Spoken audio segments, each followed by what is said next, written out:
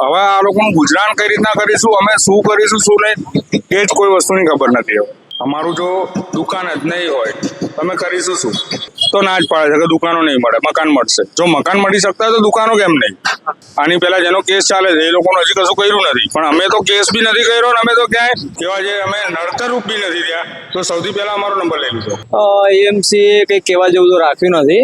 સરકારનો બધો પ્લાન પહેલેથી છે, તોડ નાખ્યો છે. તેમને કમાવા માટે એમને વળતર આપવું, સરકારને ખરેખર એ વિશે વિચારવું જોઈએ. નમસ્કાર દર્શક મિત્રો, ગુજરાત પ્લસની સાથે હું છું યશ. આજે અમદાવાદ ના સાબરમતી વિસ્તારની અંદર એએમસી દ્વારા ડિમોલેશનની કામગીરી હાથ ધરવામાં આવી છે. સાબરમતીની પાછળ જે નરેન્દ્ર મોદી સ્ટેડિયમ છે તે આવેલું છે.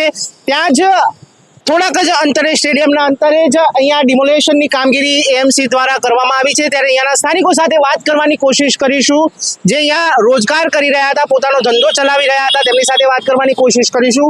શું નામ છે આપનું? મારું નામ બિપિન ચાવડા. બિપિનભાઈ, કેટલા વર્ષથી આપની અહીંયા દુકાન હતી અને કેટલા વર્ષથી આપ ધંધો કરી રહ્યા હતા? મારી દુકાન મારા ફાધર પહેલા ચલાવતા હતા, પછી હું ચલાવતો. કમસે કમ 50 થી 60 વર્ષ થઈ ગયા. આજે ડિમોલેશન કરવામાં આવ્યું છે અને જે વિશ્વનું સૌથી મોટું નરેન્દ્ર મોદી સ્ટેડિયમ છે એની બહાર થોડાક જ અંતરે, 50 મીટરના અંતરે એનો ગેટ છે. શું કહેશો? વિશ્વનું મોટા મોટું સ્ટેડિયમ અમને ગૌરવ છે, પણ કહેવાનો મતલબ કે વિકાસ થઈ રહ્યો છે તો જોડે જોડે અમારો બી વિકાસ થાય ને. આજે અમે 50-60 વર્ષથી હવે અમારી જે મેન આજીવિકા હતી, અમારી જેના ઉપર અમારો ઘર ચાલતું હતું એ દુકાન જ અત્યારે જતી રહી, બરોબર. અને આ પટ્ટાની અંદર 85 થી 95% પબ્લિક SC ST ને OBC છે, બરોબર. અમને ઓલિમ્પિક થી વાંધો નથી કે કોમનવેલ્થ થી વાંધો નથી, બરોબર.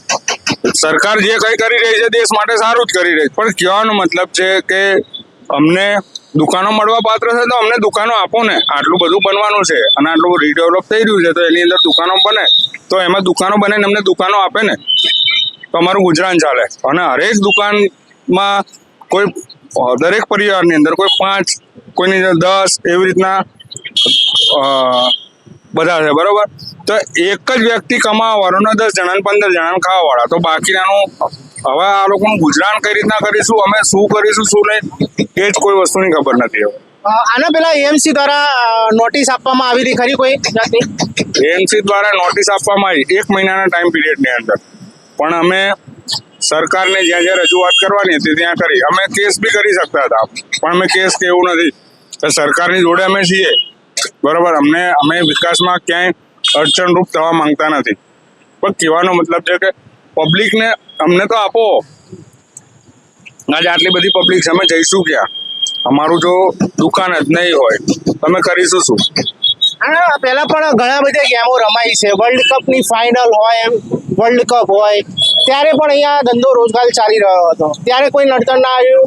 હવે ઓલિમ્પિક્સ જે વિશ્વ લેવલે ગેમો રમાવાની છે, ઓલિમ્પિક ગેમો, એના કારણે આ ડિમોલિશન થઈ રહ્યું. હા, એમાં બી અમે ત્યારે બી પબ્લિક આવતી હતી ને જતી હતી ને બધું, બરોબર. બધાના ધંધા રોજગાર ચાલતું હતું ત્યારે બી ક્યારેય અમે અડચણરૂપ નથી થયા કે બધું જે પ્રમાણે અમે હરેક મેચ હોય કે ગમે તે હોય અમે પૂરેપૂરો અમે સપોર્ટ કરીએ. અમે આ લોકોને જોડે અમે ઉભા રહ્યા છીએ. અત્યારે હાલ અમારી પરિસ્થિતિ એવી છે કે દુકાનોની સામે અમને 3-3.5 લાખ રૂપિયા જે કંઈ ભરવાના આવતા હોય જે નીતિ નિયમ પ્રમાણે તે અમે ભરવા તૈયાર છીએ. અમને બધાને દુકાનો આપે. એ લોકોએ વાત કરી છે અધિકારીઓ એએમસી દ્વારા કહેવામાં આવ્યું છે કે સરકાર દ્વારા કે દુકાનો આપવામાં આવશે? એવી કોઈ દુકાન આપવાની તો ના જ પાડે છે કે દુકાનો નહીં મળે, મકાન મળશે. જો મકાન મળી શકતા હોય તો દુકાનો કેમ નહીં? મકાનો મળી શકતા હોય તો દુકાનો પણ અહીંયા ડિમોલેશન કરવામાં આવેલ. મકાનો ડિમોલેશન કરવા અત્યારે હાલ પૂરતું ખાલી દુકાનો જ તોડી છે, મકાનો નથી તોડ્યા. મકાનોના બી 2-3 મહિનામાં એ લોકોનો બી નંબર છે. કેટલા અંદાજિત કેટલી દુકાનો હશે ને કેટલા મકાનો હશે અહીંયા જે અત્યારે હાલમાં ડિમોલેશન થયા છે? અત્યારે હાલ 52 દુકાનો તોડી પાડી છે, બરોબર. આની પહેલા જેનો કેસ ચાલે છે એ લોકોનું હજી કશું કર્યું નથી, પણ અમે તો કેસ બી નથી કર્યો ને અમે તો ક્યાંય અડચણ રૂપાઈ નથી થયા કે સરકારમાં કોઈ પ્રોબ્લેમ થાય, તકલીફ જે પ્રમાણે કહેવા જે અમે નડતરરૂપ બી નથી થયા. તો સૌથી પહેલા અમારો નંબર લઈ લીધો. આ બાજુ પણ જગ્યા છે પણ ગવર્મેન્ટની જગ્યા લાગે છે, પણ જો ત્યાં પણ દબાણ આવી શકે છે ખરી એવું કઈ? હા, એ સરકારની જગ્યા છે સામેની સાઈડમાં, એ દબાણ આવશે પણ એ હજી એ લોકોને હજી કઈ કીધું નથી. અને એ સરકારી જગ્યાને ડિમોલેશન નહીં થાય, પણ જે ગરીબ છે, મધ્યમ વર્ગ છે, જે પોતાની મહેનત કરીને રોજી રોટી કમાવે છે ત્યાં પેલું બુલડોઝર અગર ડિમોલેશન કરવું તો સ્ટાર્ટિંગ ત્યાંથી પણ કરી શકત ને, ત્યાં સુધી તમારે એટલો સમય બી મળી જાત. હા, એ સરકાર જો ચાહતી તો એ પ્રમાણે બી કરી શકત. સામે ડિમોલેશન થઈ કેવું છે, જગ્યા બી ખાસી બધી પડી છે ત્યાં, ખુલ્લી જ જગ્યા છે. અને એ બાજુ જો કદાચ ડિમોલેશન કર્યું હોત તો આટલું બધું કોઈને નુકસાન બી ના થાત ને કોઈને કશું થાત બી નહીં. તો આપણે શું માંગ છે હવે સરકાર જોડે? સરકારને અમારી એટલી જ વિનંતી અને અમારી એટલી જ માંગ છે કે અમને દુકાન સામે દુકાન આપે, વળતર આપે. બીજા એક યુવાન જોડાયા છે આપની સાથે જે અહીંયા રહે છે, શું નામ છે આપનું? દિનેશ પ્રજાપતિ. દિનેશભાઈ, આપનું મકાન છે કે અહીંયા દુકાન છે? મારી શોપ છે આગળ, શાની શોપ છે? ડેરી પાર્લર હતું. આજે જે ડિમોલેશન કરવામાં આવ્યું છે, શું કહેશો એએમસી દ્વારા? એએમસી કંઈ કહેવા જેવું તો રાખ્યું નથી, પણ એટલી જ ગુજારિશ છે કે આટલું બધું તોડ્યું છે, જે એક લોકોનો ઘર ચલાવવાનો જરિયો હતો, એનામાં સરકારે કંઈક વિચારવું જોઈએ કે સામે કંઈક ધંધાદારી વ્યક્તિ છે, તૂટ્યું છે, તો એમને કંઈક ધંધો કરવા માટે કંઈક જગ્યા આપી એવું કંઈક કરવું જોઈએ. ઘરની સામે લોકો ઘર મળશે, બરાબર, એ લોકો સંતોષ થઈ જશે, પણ ધંધાદારીઓ કઈ રીતે સંતોષ થશે? એમના ઘર ચલાવવા માટે એમને તો કંઈક જરિયો આપો, એવું છે સર. અત્યારે હાલમાં નરેન્દ્ર મોદી સ્ટેડિયમ જે સૌથી મોટું વિશ્વનું મોટું સ્ટેડિયમ ગણાય છે, અને એની બહાર જે વર્ષોથી લોકો આપણો ધંધો કરી રહ્યા હતા અને હવે ઓલિમ્પિક્સ ગેમ રમાવા જઈ રહી છે, ત્યારે આ ડિમોલેશન થઈ રહ્યું છે, શું કહેશો?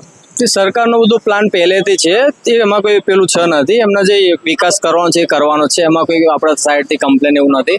પણ કેવું છે, કંઈક સરકાર જમીન લે છે, સામે કંઈક આપવા માટે એમનું વિચારવું છે, ઘર માટે વિચારે છે. આગળ બહુ બધા ફ્લેટ બન્યા છે, જેમાં રહેવાસીઓ બધા એમાં એમને કરી નાખશે ટ્રાન્સફર. પણ દુકાનદારો અત્યારે એમની કન્ડિશન એવી નથી કે અહીંયા જે વર્ષોથી રહેતા હતા 500 200 એ રીતે ભાડાથી ચાલુ થતા, અત્યારે છેલ્લે 10,000 સુધી અલગ અમે ભાડા ભરતા હતા. પણ હવે બીજી જગ્યા જઈએ છીએ ત્યાં 20 નીચે કોઈ થતું જ નથી. લોકો ફાયદો એટલો ઉઠાવી રહ્યા છે કે અમને દુકાન તૂટે એટલે ભાડું ડબલ લઈએ. ઘરના મકાનોના 15,000 ભાડા થઈ ગયા છે, દુકાનો 20+ જ ભાડા છે. તો શું માંગ છે? એનું વળતર આપવાની કોઈ વાત કરી છે એએમસી દ્વારા કે સરકાર દ્વારા? કોઈ અધિકારી સાથે તમારે વાત થઈ છે ખરી આ મુદ્દે? સરકાર તો એવું જ કહે છે કે કોમર્શિયલની સામે તમને કંઈ નથી મળે, ઘરની સામે ઘર મળશે, પણ કોમર્શિયલ ઘર બી કોમર્શિયલનું વળતર તો મળવું જોઈએ ને? મળવું જ જોઈએ ને, એ કોઈ રસ્તો જ નથી એનો. ઘર ચલાવવા માટે વ્યક્તિ કમાવા તો જશે, કમાવા ક્યાં જશે? એ જે કમાવાનો જરિયો હતો એ જ તોડ નાખ્યો છે. તેમને કમાવા માટે એમને વળતર આપવું, સરકારને ખરેખર એ વિશે વિચારવું જોઈએ. આ મુદ્દે તમે કોઈ વકીલને કે કોઈ રજૂઆત કરી છે? કોઈ અહીંયાના જે સ્થાનિક કોર્પોરેટર છે, ધારાસભ્ય, એ લોકોને કોઈ રજૂઆત કરી છે? એમાં તો કેવું છે કે અહીંયા અલગ અલગ પોતાના વકીલો રાખેલું હતું યુનિયન પ્રમાણે, તેમના બધી ચાલતું હતું 2 વર્ષથી, એટલે આટલો થોડો ટાઈમ ખેંચાયો છે, પણ નિકાલ કંઈક આવ્યો નથી. બસ બધાની એક માંગ હતી કે કંઈક સામે આપો, પણ સરકારે કંઈ આપ્યું નથી. તો આપની શું હવે માંગ છે સરકાર જોડે અને તંત્ર જોડે? માંગ બસ એટલી જ છે કે કંઈક કમાવા માટે પબ્લિકને કંઈક આપવું જોઈએ એમ વળતર તરીકે. હવે અહીંયા સ્થાનિક લોકો ધંધો શું કઈ રીતે કરશે? તો પછી આપનું જે ડેરી પાર્લર છે, જે ભાઈની કાપડની શોપ હતી, એ હવે લોકો ધંધો કઈ રીતે કરશે? એ જ જોવા જેવું છે ને. હવે પબ્લિક જ છે, દુકાનો તૂટી ગઈ છે, સામાન લેવા જ ક્યાં જશે? સૌથી પહેલો ઓપ્શન એ છે. જે અહીંયા એમને નજીકથી મળતો તો એમને 2 થી 3 કિલોમીટર સામાન લેવા જવું પડશે. એમાં પછી સિનિયર સિટીઝન બી આવી ગયા, નાના છોકરાઓ બી આવી ગયા, લેડીઝો બી આવી ગઈ છે. પબ્લિકને ખરેખર હેરાન થઈ ગઈ છે પબ્લિક. કેટલા દુકાનો કેટલી અંદાજિત હશે જે તોડવામાં આવી છે? દુકાનોનો આંકડો અત્યારે 50 થી 52 જેવો નીકળ્યો છે, પ્લસ હજી આગળ બી ચાલુ છે. ડીમાર્ટથી આગળ સ્ટેડિયમ સુધી જવાનો છે. સ્ટેડિયમના લેફ્ટ સાઈડથી મોટા ભાગે વધુ દબાણ છે અને રાઈટ સાઈડ બાજુ ઓછું છે. આપણે જે જગ્યા ઉપર દર્શક મિત્રો ઊભા છીએ, સામેની સાઈડ સરકારી કચેરી છે, સરકારી જે ONGC ની જગ્યા છે.